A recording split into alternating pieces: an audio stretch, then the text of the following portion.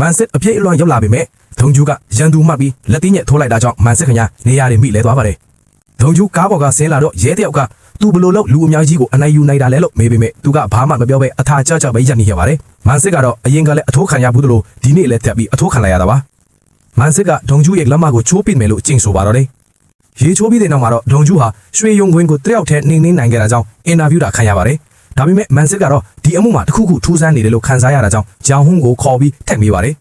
ဒုံကျူးပြောသလိုပဲဒါကရိုးရိုးတိုက်ပြေးမှုမဟုတ်ပါဘူးဘာလို့လဲဆိုတော့ရွှေယုံမှောင်ခိုမှုမှာတပ်တွေလိုက်ပေးမဲ့သူကဒီတိုက်ပြေးမှုမှာတေဆုံးသွားလို့ပါလူဆိုးတွေဟာရဲတွေကိုဓာတ်နဲ့တိုက်ခိုက်ထည့်ပြီးမဲ့ဘာမှမခိုးသွားပါဘူးစာရွက်စာတမ်းတစ်စုံကိုပဲခိုးပြီးထွက်ပြေးသွားတာပါ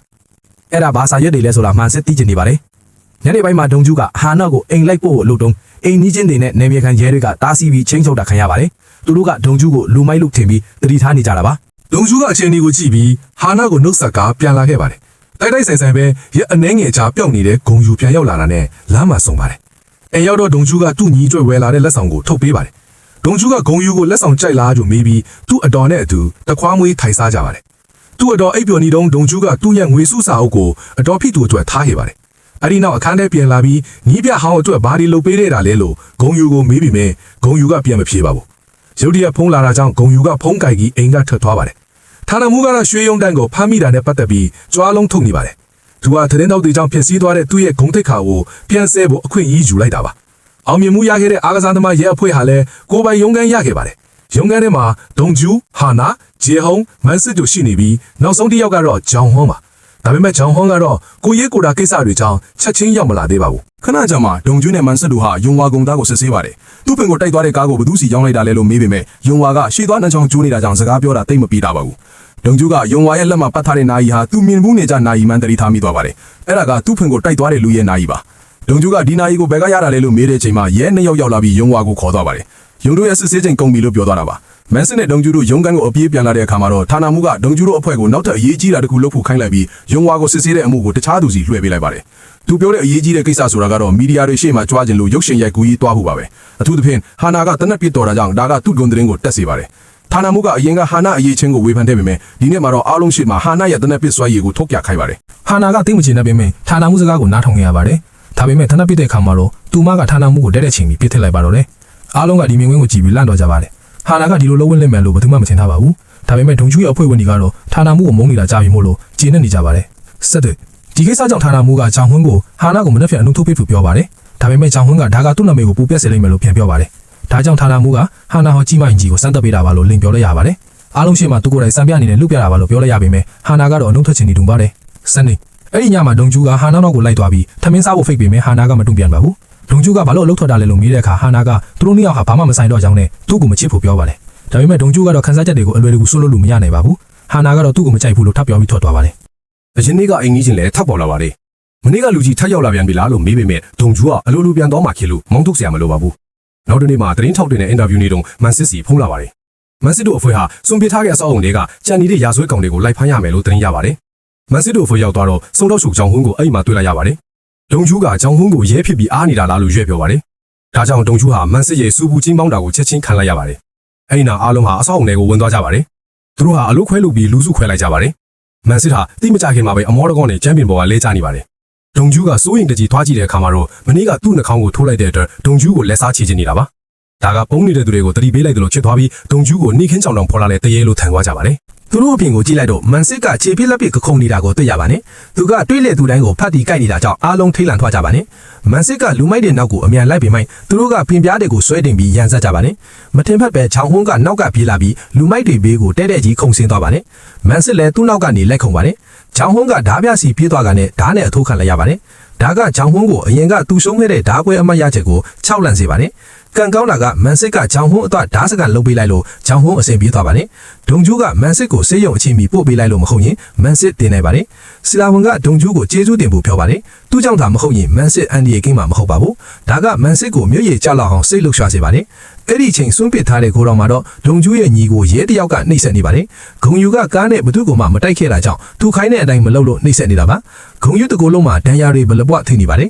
ဂုံယူဟာဒီအချိန်မှာတကယ်ကိုတနာစရာကောင်းနေပါတယ်တစ်ဖက်မှာလည်းဒုံကျူးကဟာနာကိုပိုးပတ်နေတာတလနီးပါးရှိပါပြီဟာနာရဲ့ဇီစာကြောင့်နဲ့အိမ်နီးချင်းကိုစိတ်ချနေအောင်ဟာနာအိမ်နာကမီးသီးတွေကိုလိုက်ပင်ပေးနေပါတယ်ဒါကြောင့်ကုန်းစုံဆိုင်ပိုင်ရှင်ကဒုံကျူးကိုလေးစားပြီးတိသွားပါတယ် ဒီကမီးတွေအကုန်လုံးကိုဒုံကျူးကပြင်ပေးထားတာပါ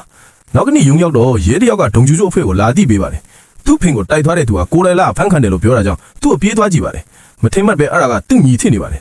ဂုံယူကဒုံကျူးကိုအမေကိုမပြောဖို့နဲ့သူအားလုံးကိုဖြေရှင်းမယ်လို့ပြောပါတယ်ဒါပေမဲ့ဒုံကျူးကတော့ဒါကိုလက်မခံနိုင်ပါဘူးသူ့ညီတကူလုံးဒဏ်ရာတွေနဲ့မြင်လိုက်ရတော့သူတကယ်ကိုစိတ်မကောင်းဖြစ်သွားပါတယ်ဒုံကျူးကဒါကနီးပြလောက်တာလားလို့မေးပေမဲ့ဂုံယူကဒီကိစ္စတွေဝမပါဘူးပြောပါတယ်ဂုံယူကဒုံကျူးကိုဂယုမဆိုင်ပဲရဲစခန်းသွားဖို့ကားပေါ်တက်သွားပါတယ် ဒုံကျူးကနီးပြကိုချက်ချင်းသွားတွေ့ပါတယ်ဒုံကျူးကဂုံယူကိုဘာလို့ကစားရလဲလို့မေးပေမဲ့နာမုတ်ကဘာပြောတာလဲဆိုတာနားမလဲပါဘူးသူကဂုံယူအမှုကိုဖြေရှင်းပေးရမယ်သူလို့ပြောပါတယ်ဒုံကျူးကအီရန်ဒေါသထွက်ပြီးနာမုတ်ကိုမစင်စားပဲထိုးလိုက်ပါတယ်နာမုတ်ကလည်းအရှော့မပေးပဲပြန်ထိုးပါတယ်ကံကောင်းတာကအပင်ကလူတွေအချိန်မီလာတားလိုက်လို့ပါမဟုတ်ရင်ဒုံကျူးအမားကြီးမားမိတော့မှာပါအိမ်ရောက်တော့ဒုံကျူးကသူ့တော်ကိုစိုးရိမ်မှစူးလို့ဂုံယူကစိုးကိုသွားတယ်လို့လိန်ပြောလိုက်ပါတယ်ဂုံယူကရက်အနေငယ်ကြအလောက်သွားလို့ပြီးပြန်လာမှမို့မစိုးရိမ်ဖို့အကြံပေးပါတယ်လီချင်းစုရဲ့နိုင်ရင်မှလည်းဒုံကျူးကသွားရောက်အလေးပြုခဲ့ပါတယ်ရုတ်တရက်သူရောက်လာတော့ကသိခဲ့တဲ့အရေးကြီးတဲ့အချက်တစ်ခုကိုသတိရသွားပါတယ်ဒုံကျူးကပဝန်းကျင်ကိုချက်ချင်းလိုက်ရှာပါတယ်သူ့မညံတဲ့ကနိုင်မှုပတ်ထားတဲ့သူကိုရှာချင်နေတာပါဒုံကျူးကအသွင်ရမှုကိုဒီကိုဘယ်သူတွေလာခဲ့လဲဆိုတာမေးပါတယ်လာကန်တော့တဲ့သူတွေဟာအကောက်ခွန်ကအလုပ်ဖို့ကင်ပတ်တွေဖြစ်ကြောင်းသိရပါတယ်ဒါကြောင့်သူကစာအုပ်ကိုယူပြီးအကောက်ခွန်ရုံကိုတွားကတရက်ချင်းစီကိုစစ်ဆေးပါတယ်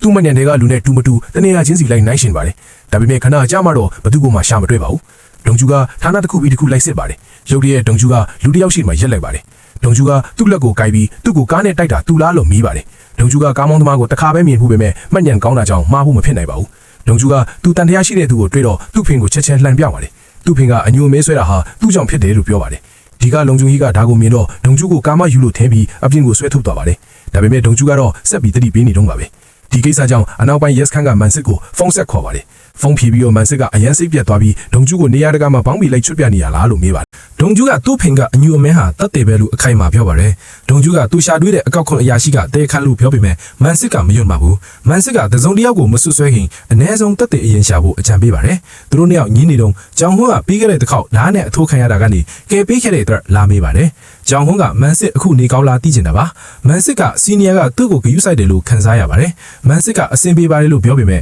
သူ့ဘိုက်ကိုတော့ဒဏ်ရာပြင်းထန်တယ်လို့မျိုးကြိုက်ထားပါတယ်ဒါဒီမကပဲမန်စစ်ကအားကစားသမားရုံးခန်းတွေကအားနေတဲ့ထိုင်ကုန်မှာကြောင်ဟွန်းကိုထိုင်ခိုင်းပြီးသူ့အဖွဲထဲဝင်ဖို့ဖိတ်ခေါ်ပါတယ်မန်စစ်ကစားချင်းကင်းကိုဘာစားချင်လဲလို့ရင်းရင်းကြီးကြီးမေးပါတယ်ဒါကဘေးမှာထိုင်နေတဲ့ဒုံကျူးကိုမကြင်မနဲ့ဖက်စေပါတယ်ဒုံကျူးကမန်စစ်အနီးနဲ့ကြောင်ဟွန်းကိုအဖွဲထဲအလွယ်တကူခိုးလို့မရကြောင်းနဲ့အားလုံးရဲ့သဘောထားကိုအရင်မေးရမယ်လို့ပြောပါတယ်ဂျေဟွန်းကတော့ချက်ချင်းသဘောတူပါတယ်ဒါပေမဲ့ဒုံကျူးကကြောင်ဟွန်းဟာတနက်နဲ့ဓားတွေကိုကြောက်တာကြောင့်ရာဇဝတ်မှုတွေကိုမနှိမ်နှင်းနိုင်ဘူးလို့အကြောင်းပြပါတယ်ဒါကြောင့်ဂျောင်ဟွန်းကဒီနေရာမှာအရေးချင်းရှင်ပြန်ဖို့ဖိတ်ခေါ်ပါတယ်။ဒုံကျူးကဂျောင်ဟွန်းရဲ့လက်သီးကိုအလွယ်တကူရှောင်နိုင်တယ်လို့ယုံကြည်ချက်ရှိရှိပြောပါတယ်။ဒါပေမဲ့စကားအဆုံးမှာပဲဂျောင်ဟွန်းရဲ့အထိုးချကိုခံလိုက်ရပါတယ်။မန်စစ်ကအခွင့်အရေးယူပြီးဘယ်သူနိုင်မလဲဆိုတာအကင်ကလူတွေကိုလောင်းကြီးထပ်ခိုင်းပါတယ်။လက်သီးချင်းထိုးကြမယ်ဆိုရင်ဒုံကျူးကချန်ပီယံမို့နိုင်လိမ့်မယ်လို့အားမုန်းကထင်ကြပါတယ်။တကယ်ပဲဂျောင်ဟွန်းဟာဒုံကျူးရဲ့လက်သီးတံကိုနာကျင်စွာခံနေရပါတယ်။ဒါပေမဲ့ဂျောင်ဟွန်းဟာအထက်တန်းတုန်းကတိုင်ကွမ်ဒိုလက်ရွေးစင်တယောက်ဖိတ်ခဲ့တာကိုဒုံကျူးမထီးပါဘူး။ညဘက်မှာမန်စစ်ကဒုံကျူးကိုကြွက်သားတွေပြော့နေတာပဲလို့ပြောပြီးအများကြီးစားဖို့ပြောပါတယ်။ဒုံကျူးရဲ့အာယုံဆိုင်မှုမရှိတာဟာအရင်ကမတော်တဆမှုကြောင့်လားလို့မန်စစ်ကသိချင်နေပါတယ်။မျက်နှာကိုလက်သီးနဲ့အထိုးခံရတာဟာဒုံကျူးကိုခြောက်လိုက်နေပါတယ်။ဘာလို့လဲဆိုတော့သူ့လက်သီးကြောင့်ပြိုင်ဘက်ကချက်ချင်းမိလဲသွားမှာကိုသူကြောက်နေလို့ပါ။ထမင်းစားပြီးတော့မန်စစ်ကဟာနာကို